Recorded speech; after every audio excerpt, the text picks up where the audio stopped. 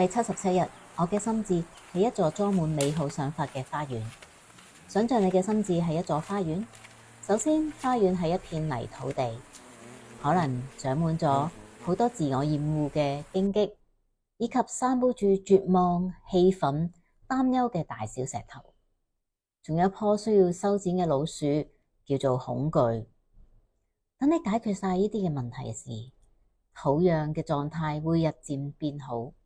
於是你種下一啲喜悅同埋富足嘅種子或者小樹苗，陽光灑落喺花園裏面，你耐心咁樣淋水施肥，用愛嚟關注佢哋。一開始似乎睇唔到咩成果，但係你冇停落嚟啊，仲係繼續照顧你嘅花園。如果你有足夠嘅耐心，花園就會欣欣向榮，開花結果噶啦。你嘅心智亦都一樣，你挑選想要滋養嘅想法，然後耐心咁樣等呢啲想法茁壯成長，創造出你想要體驗嘅美麗花園。